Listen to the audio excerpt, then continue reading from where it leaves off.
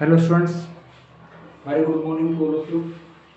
Myself Dheeraj Gura from Gurugram Degree College पाँचवीं। मैं EFM lecturer हूँ और अभी हाल ही में रिजल्ट है इनको फाइनल ईयर का, बहुत ही अच्छा रिजल्ट गया है जिसके अंदर EFM के अंदर 96 नंबर आए थे हाईएस्ट और दो बच्चों के 96 आए हैं, दो बच्चों के 91 आए हैं। तो बेसिकली बहुत अच्छा रिजल्ट गया है। तो आज की क्लास के अंदर हम डिस्कस करेंगे बीकॉम फाइनल ईयर का topic budgetary control. Budgetary control Hindi में से बोलते हैं बजटीय नियंत्रण। बजटीय नियंत्रण। चलो स्टार्ट करते हैं। बजटीय नियंत्रण बेसिकली एक थ्योरेटिकल चैप्टर है, लेकिन फिर भी कहीं ना कहीं इसका प्रैक्टिकल में भी लिंक रहता है कि बजटीय कंट्रोल कैसे हेल्पफुल है। देखिए स्टूडेंट्स, अगर मैं बजटीय नियंत्रण की बात करूं तो बेसिकली बजट जो वर्ड है वो फ्यूचर से रिलेटेड होता है, भविष्य से रिलेटेड होता है। भविष्य में जो भी खर्चे आपको करने हैं उस पर कंट्रोल करने के लिए बजटीय कंट्रोल किया जाता है। अगर नॉर्मल वर्ड्स में बोलूं सामान्य शब्दों में, तो सामान्य शब्दों में इसकी क्या परिभाषा रहेगी? बजटीय नियंत्रण से आशय कंपनी या किसी कंपनी के बजटीय यानी भविष्य यानी भावी खर्चों के पूर्वानुमान करने तथा उन पर नियंत्रण करने से है। उन पर नियंत्रण करने से है कि हम अपने भावी खर्चों का पूर्वानुमान करें और उन पर नियंत्रित रखें। इसी को हम क्या बोलेंगे? Budgetary control. मतलब बजट पे बेसिकली कंट्रोल करना। जैसे नॉर्मल सी बात है कि कंपनी कोई भी प्रोडक्ट बना रही है तो उसमें जो भी एक्सपेंसेस आ रहे हैं उन पर कंट्रोल करना ही क्या होता है? Budgetary control. तो स्टूडेंट्स, इसकी अगर हम बात करें, सबसे पहले हम बात करते हैं इसकी फीचर्स की यानी विशेषता कि बजटरी कंट्रोल की क्या क्या विशेषता है। तो बजटरी कंट्रोल की मुख्य रूप से 5 विशेषता है। 5 विशेषता हम इसके अंदर पढ़ेंगे। तो सबसे पहले अगर हम बात करें तो पहली विशेषता आती है नियोजन। नियोजन क्या होता है? तो स्टूडेंट, नियोजन का मतलब है प्लानिंग। तो सबसे पहले हमें ये प्लान करना पड़ता है कि हमें कितना प्रोडक्शन करना है, कितना कंजप्शन करना है, कितना हमें डिस्ट्रीब्यूशन करना है, तो वो सारा हम प्लान कर लेते हैं। तो एक बेसिकली प्लान जो बनाया जाता है वो बजट का ही एक टाइप है, एक विशेषता है, क्योंकि बजट के अंदर फ्यूचर को प्लान करते हैं। भविष्य से जुड़ा होता है, मैंने पहले बोला है कि भावी खर्चों से जुड़ा हुआ भावी खर्चों का पूर्वानुमान लगाना वो ही नियोजन है, क्योंकि भविष्य के डाटा को अगर आप अनुमान लगा रहे हो तो वो नियोजन के अंतर्गत आएगा। उसके बाद अगर हम बात करें समन्वय की, तो इसमें बहुत सारे क्रियाओं को सम्मिलित किया जाता है। क्रियाओं को जैसे क्रय, विक्रय, उत्पादन, वितरण, ये सभी क्रियाएं इसमें सम्मिलित होती है। इसके बाद अगर हम बात करें थर्ड की, तो अभिलेखन। अभिलेखन अभिलेखन का मतलब होता है स्टूडेंट्स रिकॉर्ड करना। जो भी डाटा आपने फॉर्म किया है, आपने डाटा भरा है, उसको आप जो भी खर्चे वगैरह हुए हैं उसको आप एक अपनी बुक्स ऑफ अकाउंट्स में रिकॉर्ड किया जाता है, उसे बोलते हैं अभिलेखन। क्या बोला जाता है? अभिलेखन। इसके बाद तुलनात्मक समीक्षा। तुलनात्मक समीक्षा, उन डाटा की आपस में क्या की जाती है? समीक्षा की जाती है। समीक्षा का मतलब उन पर विचार विमर्श किया जाता है कि अगर वो खर्चे हैं तो क्यों है, और उनकी तुलना एक वर्ष की दूसरे वर्ष से की जाती है या दो कंपनियों की आपस में तुलना की जाती है। और लास्ट सेकंड लास्ट सुधारात्मक कार्यवाही। सुधारात्मक कार्यवाही। सुधारात्मक कार्यवाही क्या होती है स्टूडेंट्स? देखो कि अगर कोई तुलना करने पर कोई भी अंतर आ रहा है तो उस अंतर को दूर करने के लिए जो भी हमें टेक्निक्स यूज करनी है वो हम इसमें करेंगे सुधारात्मक कार्यवाही में। इसके बाद आता है हमारे पास प्रतिवेदन। प्रतिवेदन के अंतर हम क्या करेंगे? जो भी हमारा एरर है वो एरर हम प्रतिवेदन या अनुवर्तन। अनुवर्तन में हम क्या करते हैं? हम ये चेक करते हैं क्या हमने जो डाटा बनाया, जो हमने नियोजन किया, क्या उसके अकॉर्डिंग काम हुआ या नहीं हुआ। अगर कोई कमी आ रही है, उस कमी को दूर करने के बाद भी अगर कोई कमी रह गई तो अनुवर्तन में दूर की जाती है। सबसे अंतिम फंक्शन है अनुवर्तन। ठीक है स्टूडेंट्स, इसके बाद हम बात करते हैं बजट, बजटन और बजटरी नियंत्रण में क्या अंतर है। बजटन और बजटरी नियंत्रण, ये 3 टॉपिक आते हैं हमारे पास। इन तीनों में क्या अंतर है, मैं यहीं पर इसको क्लासिफाई कर रहा हूँ। बजट, बजटन और बजटीय नियंत्रण, तीनों ही वर्ड अपने आप में अलग अलग हैं लेकिन एक समान प्रतीत होते हैं, जबकि ऐसे नहीं है। अगर हम एक एक करके डिस्कस करें तो बेसिकली बजट क्या है। देखो, बजट और बजटरी कंट्रोल और बजटरी नियंत्रण तीनों ही अलग अलग चीज है। अगर हम बात करें तो बजट जो है, जो आपका बजट है स्टूडेंट्स, वो आपका भविष्य से संबंधित होता है। किससे? भविष्य से। बजट आपका किससे संबंधित होता है? भविष्य। लेकिन जो बजटरी नियंत्रण है ये आपका भूत और वर्तमान से रिलेटेड करता है। किससे?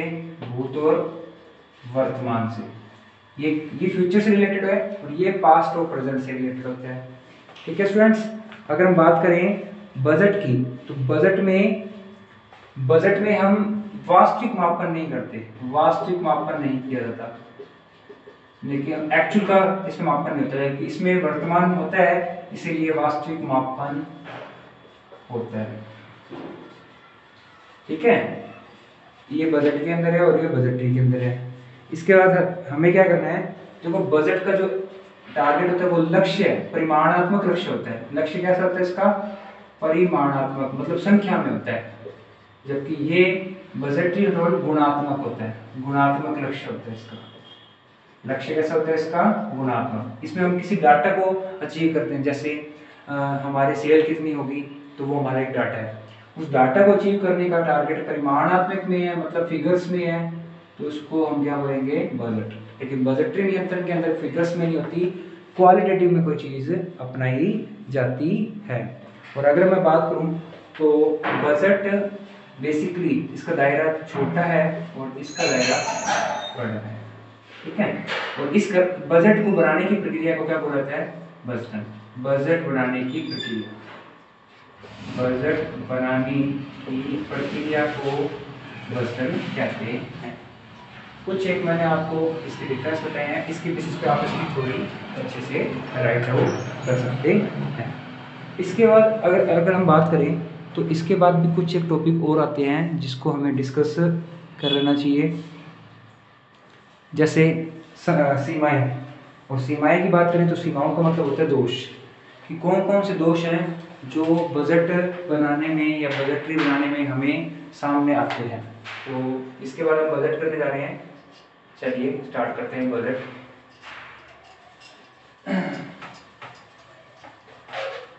चलिए स्टूडेंट्स, बजट की बात करते हैं। तो दोष की बात कर लेते हैं बजट के क्या क्या दोष हैं, क्या क्या हानियां हैं, वो डिस्कस कर लेते हैं। तो सबसे पहले परिवर्तनशील। देखो, बजट आपका परिवर्तनशील प्रकृति पर काम नहीं करता। अगर आपने कोई वातावरण में परिवर्तन हो गया तो आपको अपने बजट में भी परिवर्तन करना पड़ेगा, जबकि बजट ऐसा नहीं होता। एक बार आपने बना लिया, आप उस बजट में कोई परिवर्तन नहीं करते, बहुत मुश्किल होता है करना, इसीलिए ये इसका दोष है, परिवर्तनशीलता। फिर आती है असंतुलन कार्यवाही। मतलब कार्यवाही आपकी संतुलित नहीं होना तो ये बजट लागू नहीं होगा। आपकी कार्यवाही क्या होनी चाहिए? संतुलित होनी चाहिए, तभी ये बजट लागू होगा।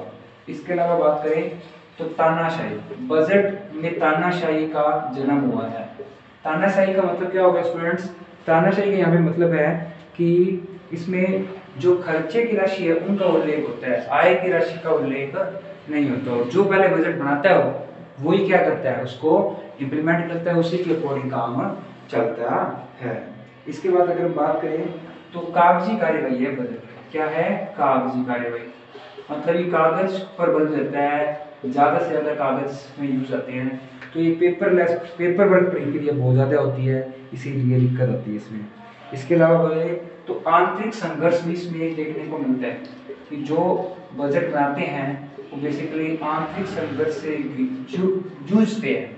आंतरिक संघर्ष कैसे? जैसे एक विभाग का अगर बजट बना है तो वो विभाग दूसरे विभाग से उस बजट के बारे में अपने संघर्ष रह सकता है। उसको बजट ज़्यादा मिल गया, मेरे को बजट में क्या कम व्यय मिला है, तो इस तरीके से मतभेद उत्पन्न हो जाता है। तो ये मतभेद उत्पन्न ना हो, इसलिए बजट का एक दोष भी ये बन जाता है कि बजट के थ्रू आंतरिक संघर्ष उत्पन्न हो जाता है। तो इस प्रकार अलग अलग तरीके से हम दोष कैलकुलेट कर सकते हैं। इसके बाद अगर हम बात करें बजटरी नियंत्रण की स्थापना, बजटरी नियंत्रण की स्थापना वो कर लेते थे अपने। देखो बजटरी नियंत्रण का एक बोर्ड बना हुआ है जो क्या करता है, बजट का काम करता है बेसिकली। अगर बजटरी नियंत्रण की स्थापना की बात करें तो बजटरी नियंत्रण की स्थापना की अगर मैं बात करूं तो बजटरी नियंत्रण की जो स्थापना है वो कहाँ होती है और कैसे होती है।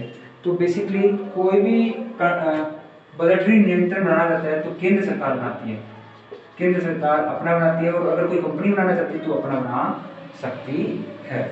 ठीक है, इसको बनाने के लिए उनको लेखांकन पद्धतियों को क्या करना पड़ेगा, लागू करना पड़ेगा। तो लेखा पद्धति को लागू किया जाना चाहिए। ठीक है, जो भी लेखा पद्धति है वो लागू होगी, जो भी अकाउंटिंग मेथड्स है वो यूज होनी चाहिए। इसके अलावा एक संगठन चार्ट होना चाहिए, संगठन का चार्ट कि आपका संगठन कितना बड़ा है उसका एक ब्लूप्रिंट आपके पास होना चाहिए, तब आप बजटरी संगठन लगा सकते हो। और आपके पास एक बजट की समिति की होनी चाहिए, बजट समिति जो क्या करे, टाइम टू टाइम आपके खर्चों पर विचार विमर्श करे। ठीक है, ये समितियां बजट अधिकारी के तहत बनती है। इसका संचालन कौन करता है, इसका जो सचिव होता है वो उसका संचालन करता है। ठीक है, और इसमें कोषाध्यक्ष, अध्यक्ष वगैरह भी होते हैं। ठीक है, कोषाध्यक्ष तो कोष का काम करता है और सचिव वगैरह है वो उसके संचालन करते हैं, और जो उसका अध्यक्ष होता है वो उसका संचालन करता है, अध्यक्ष और उपाध्यक्ष। ठीक है स्टूडेंट्स, यहाँ तक आपको चीजें क्लियर होगी। अब मैं आपको बजट का एक डायग्राम, एक चार्ट बना के आपको बता देता हूँ कि बजट का चार्ट कैसे बनेगा।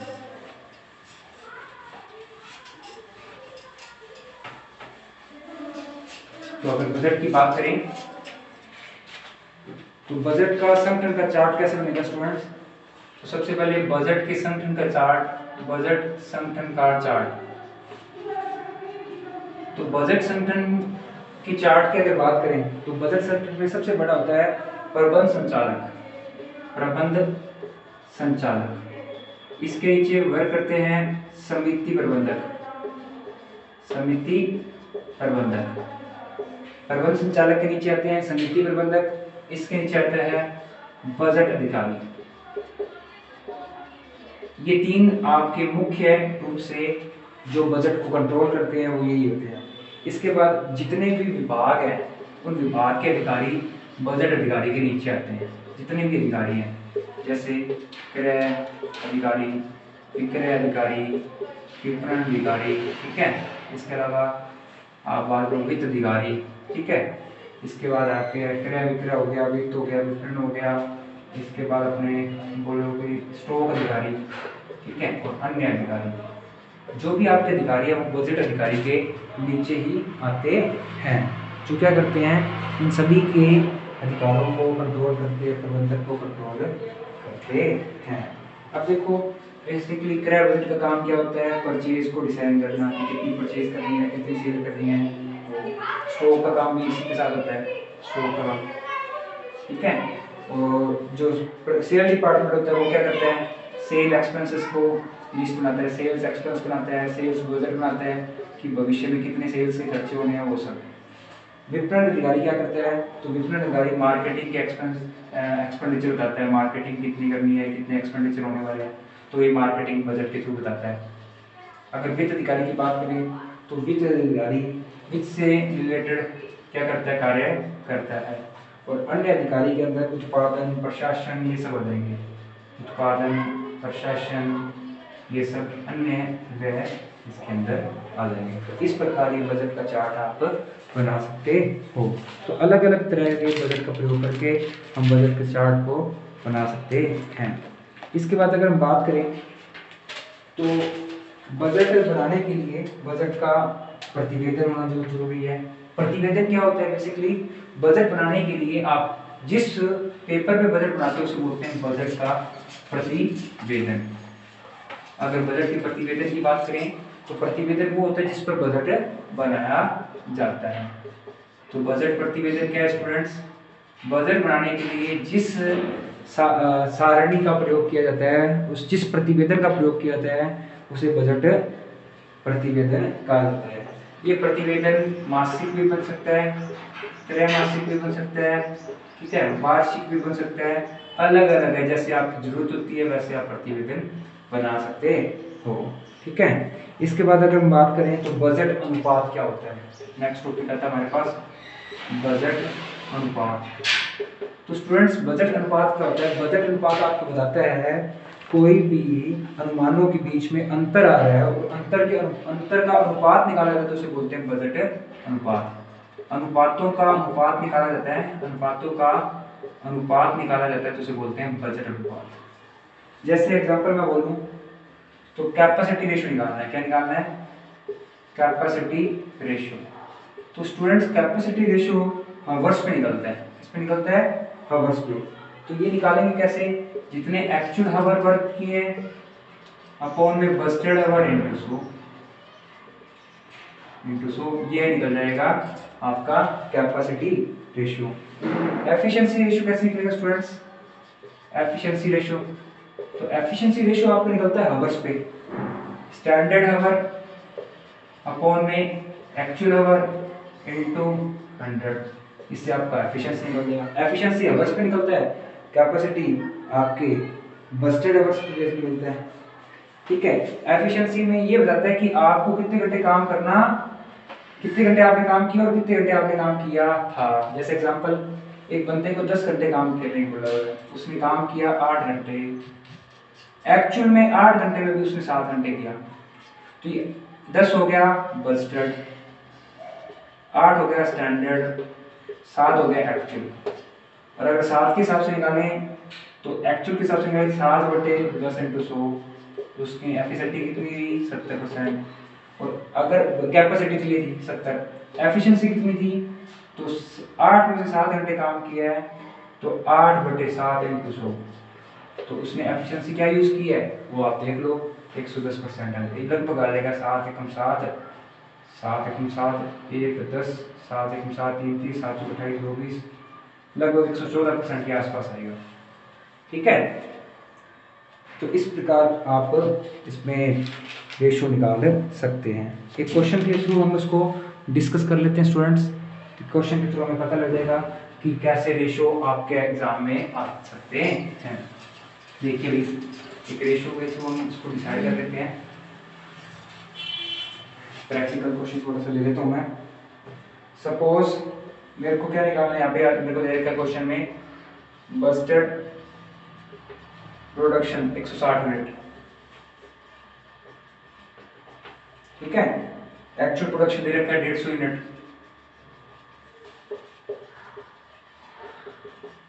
इसके अलावा स्टैंडर्ड टाइम दे रखा है मेरे को 10 आवर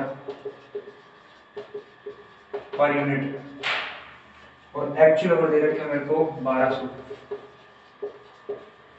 आपको क्या निकालना है? आपको कैपेसिटी, एफिशिएंसी और एक्टिविटी रेशियो निकालना है। कैपेसिटी, एक्टिविटी और एफिशिएंसी, ये 3 रेशियो निकालने हैं। चलिए स्टार्ट करते हैं स्टूडेंट। सबसे पहले कैपेसिटी रेशियो। कैपेसिटी रेशियो का फॉर्मूला क्या है student? Actual our divide by Busted our into 100। तो एक्चुअल आवर कितना है स्टूडेंट्स? तो एक्चुअल आवर की अगर बात करें तो देखो 1200 आवर है एक्चुअल, 1200 बटे बस्टेड आवर कितना है? बस्टेड आवर, तो देखो बस्टेड आवर कैसे लगेंगे? 10 घंटे लगते हैं यूनिट को, तो 160 इंटू 10 1600 आएंगे इंटू 100, 16 6 में 16 7 112, 16 80, 75% आएगा, ठीक है। ये आपकी एफिशिएंसी आ जाएगी एक्चुअल आवर की 75%। क्लियर है कि स्टूडेंट्स? ये कैपेसिटी आ गई। अब एक्टिविटी का निकाल रहा हूं मैं, लेकिन एक्टिविटी का स्टूडेंट फॉर्मूला क्या आएगा? स्टैंडर्ड आवर अपॉन में बस्टेड आवर इनटू 100। कैपेसिटी में एक्चुअल अपॉन बस्टेड आएगा, ठीक है, और एक्टिविटी में क्या आएगा? स्टैंडर्ड आवर अपॉन में बस्टेड आवर, ठीक है। अब एक्टिविटी में स्टैंडर्ड आवर कितना है अपने पास 10।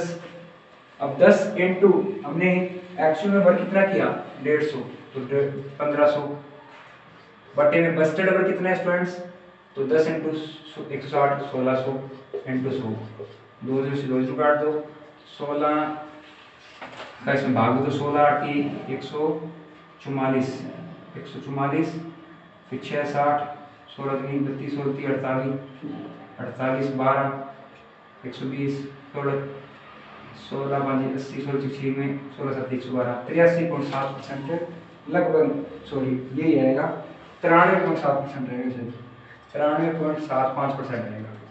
ठीक है, ये कैलकुलेशन करके देखना। और लास्ट है एफिशिएंसी, इसमें आएगा स्टूडेंट स्टैंडर्ड आवर अपॉन में एक्चुअल आवर इनटू 100।